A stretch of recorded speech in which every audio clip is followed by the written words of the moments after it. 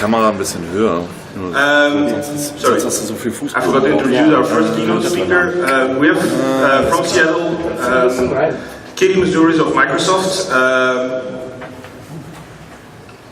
I don't think you need introduction. Everybody knows you, so give her a big round of applause and let's start this conference.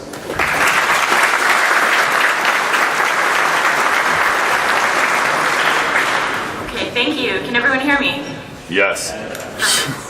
So it is my honor and pleasure to be here at BrewCon 2012. This is my first BrewCon.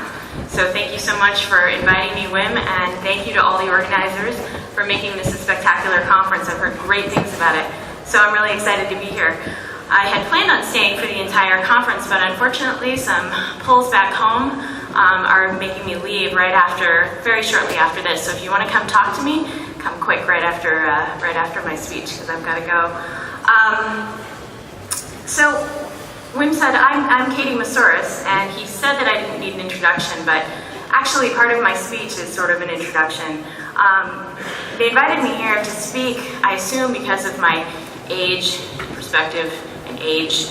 But some of you may know me in the context of the past few years at Microsoft, where I head up Microsoft's Security Community Outreach and Strategy team. So what that basically means is that I help Microsoft understand and work with the hacker community, which Microsoft prefers to call the security researcher community. Pick your term. I enjoy the term hacker. Before Microsoft, I did spend about 7 years as a pen tester, first as an independent security consultant, and then as one of the artists formerly known as At Stake. After Symantec acquired At Stake, a bunch of us would jokingly refer to ourselves as SimStake because things just weren't the same. But now I'm a security strategist, and my team at Microsoft runs the internal hacker conference called Blue Hat, an idea pioneered by Wendell Snyder when she worked at Microsoft, and that's where we invite hackers like yourselves to come in and educate the executives and engineers of Microsoft on current and emerging threats. So at Microsoft, I also founded Microsoft's third-party vulnerability research program, or MSVR, and hundreds of vulnerabilities have been fixed through that program since 2008.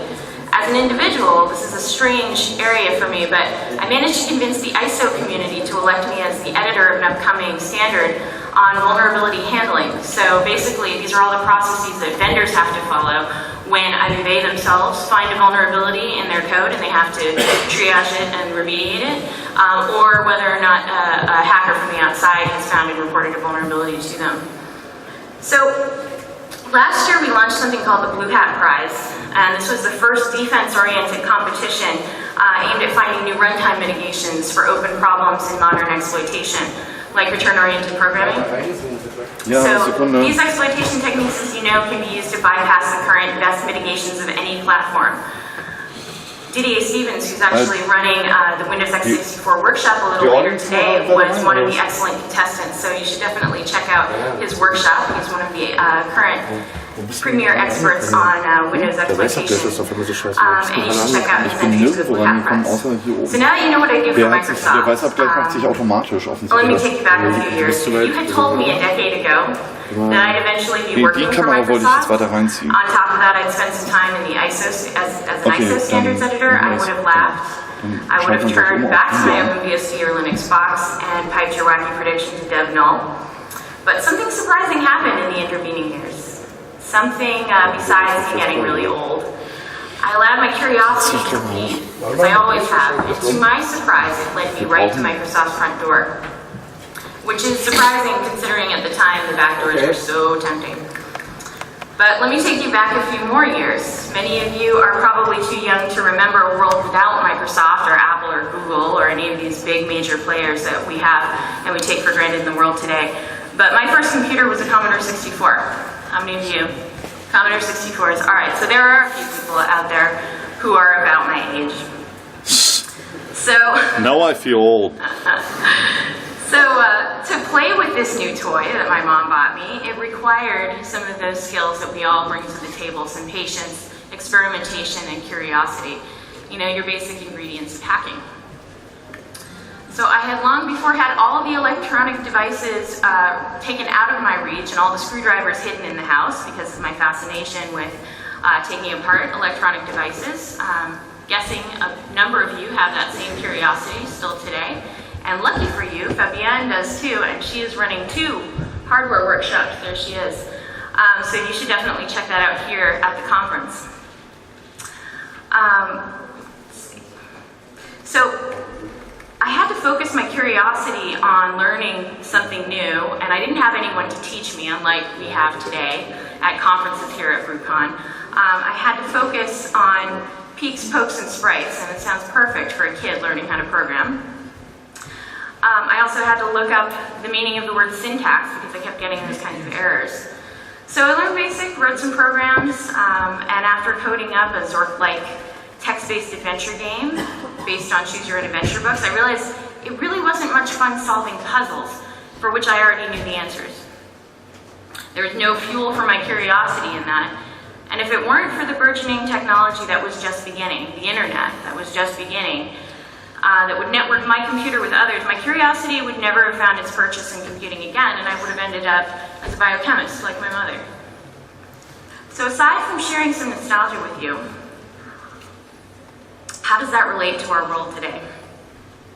In our world of computer security, both sides of the security coin must advance for any of us, attackers or defenders, to have any fun.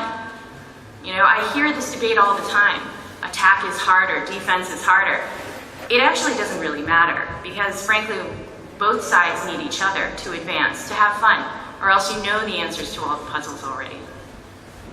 So each side presents a new challenge to the other, fueling each other's curiosity in this cat and mouse battle royale that's going to outlast us all, no matter how old we are. So it only stops being fun when you know the answers. And by challenging each other on the offense and defense of computers, we're playing in an incredible Choose Your Own Adventure game, one that may or may not result in being eaten by a grue. Fast forward a few more years, my curiosity around the newborn internet, although that's not what it was called then, led me through the phone wires to a bulletin board system run by some of the earliest computer hackers in the Boston area. These people followed their curiosity to the extreme. This is something that's encouraged at events like this at BrewCon and other events around the world, at hackerspaces, where you follow your curiosity to its natural conclusions. So challenging each other, challenging the status quo, these folks not only lived to tell the tale, but they were openly sharing their knowledge. These were my kind of people. So to this day, I can still recall my delight upon meeting some of them at my first 2600 meeting. And how many of you got your start at a local 2600 meeting? Okay, 2 of you. So at this point, I can fast forward you again, vaulting over this dalliance that I had with biochemistry and mathematics. But I think it's actually important to share some key inspiration I encountered during those years. Computer science is a very young field, and computer security is even younger. But at that time, I was fortunate enough to have worked in another very young field, molecular biology, working on the Human Genome Project. And what initially caught my eye during my undergraduate studies was the paper that started the genetic revolution. This groundbreaking 1953 paper by Watson and Crick, you may have heard of them, described the biochemical double helix structure of DNA. It piqued my curiosity like no other paper I had read up until the time because of one phrase used at the end of the paper, which I'm going to share with you. This paper had a similarly revolutionary effect on the biochemistry community, much like Olive One's paper on stack-based buffer overflow, smashing the stack for fun and profit, had a delightfully destabilizing effect on computer security, effects which are seen and felt to this day. So when describing the fact that they had only scratched the surface of science and genetics, and that there was more work to be done, Watson and Crick said, "It has not escaped our notice that the specific pairing we have postulated immediately suggests a possible copying mechanism for the genetic material." That sentence was the understatement of the century. The phrase, "it has not escaped our notice," was a wry challenge that these biochemist hackers issued to the rest of the scientific community. They had rushed their work, racing to beat a prominent chemist named Linus Pauling, that is. They knew that there was so much more to do, and with that phrase, they alluded to the fact that their initial work was a profound portal into even greater scientific discoveries and advancements. In saying, "it has not escaped our notice," they invited the world to play in their own Choose Your Own Adventure game. At the time of their discovery, Watson was in his early 20s, prime hacking age, and Crick was older, was about 35, but he was exploring a new field. He had been a physicist. So his mind was open and curious as if it was just starting out. It's no coincidence that many of the boldest and most profound discoveries in any field are often at the hands of youth, when their minds are in that synesthetic state where they can almost taste the music of their ideas. You'll be tasting some music later tonight at the party, I believe. And the areas of the brain responsible for judgment and risk-taking are not necessarily fully mature, and that's a good thing. They have the urge and the energy to challenge authority and the status quo. Hackers are wonderful in that they follow their curiosity and will boldly challenge authority and the status quo at every given opportunity. Without hackers discovering and sharing their knowledge of attacks, mainstream technology will continue to grow without ever developing an immune system to defend itself. We see this in the darker corners of our industry that have recently been exposed. Well, exposed to the mainstream. Those of us who have been around for a while have seen it coming. So, such as skater embedded systems, where a hacker can seemingly still party like it's 1999 or 1996 or 1987.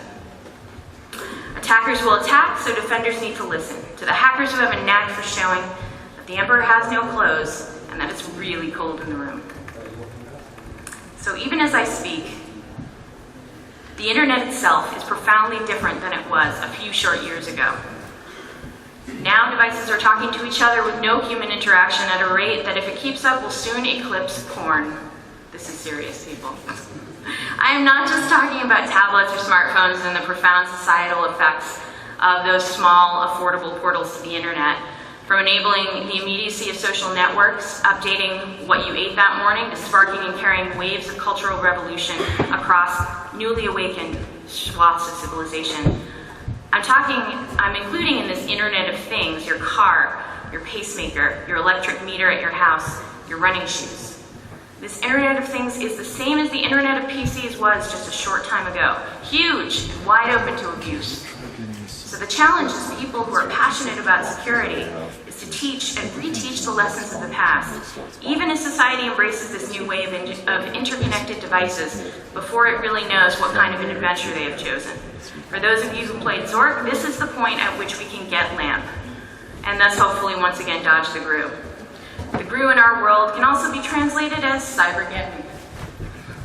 So for those of you on the front lines of defense, it's not so much that you want to think of yourselves as the mouse to an attacker's cat. You need to be the mongoose to the attacker's cobra, a formidable foe capable of winning at least some of the time. And by winning, that could just mean making the attacks themselves as expensive for the attackers as they are for the defenders. Computer security defense as an industry is still more mouse than mongoose. But the field is young, and I have faith in the hacking community. Not only that we will find some great defenders among you, but that great attackers who use their skills wisely will be these symbiotic sparring partners in our industry's growth and evolution. I have faith that this community will turn its laser focus on technology's threats, whether those threats be technical, legal, policy-driven, or societal, so that we can all keep playing. We saw it with the recent uprising against botched attempts at laws like SOPA in the US and the corresponding laws here in Europe. I found that my hacker's curiosity has been focused by the patience gained in my old age, and that Microsoft, even the ISO community, have become the levers by which I can help to move the world. Even Mudge and Dark Tangent work for the man now. They even admit they are the man now. My challenge to you today is to find your levers by which you can move the world. Be they in a hackerspace where you experiment with hardware and software, or in a meeting room of a giant established organization where you may feel a little out of place. Or better yet, do both. Do both, because it's places like BrewCon that will give you a place to mingle them all, to talk about these ideas with, I'm sure, certain law enforcement contingents who are present here. I'm certain policymakers are present here, myself included. But make your voice heard, find your lever, and don't be afraid to step into the boardroom, even if it feels a little icky at first. It's okay. You'll get over it. The point is that the security sea itself cannot swell without you filling it with new knowledge about both offense and defense. You don't just control the tides. As security folks, you are the sea, which is convenient if you're a pirate. few of you probably are. So pirate or patrol ship, thanks. Pirate or patrol ship, you ride the wakes of each other's advances, each depending on each other to raise the challenge in order to leap forward. We depend on each other as attackers and defenders cannot be decent defenders unless they understand attack. As hackers, you've only begun to scratch the surface of what is possible if you wield your influence with purpose and focus. And this, my BrewCon friends, is a fact that I believe has not escaped your notice. So, with that, I'd like to let you all perhaps ask me any questions that you might have. Otherwise, I'd like for you to enjoy this wonderful conference. And thank you again to the organizers.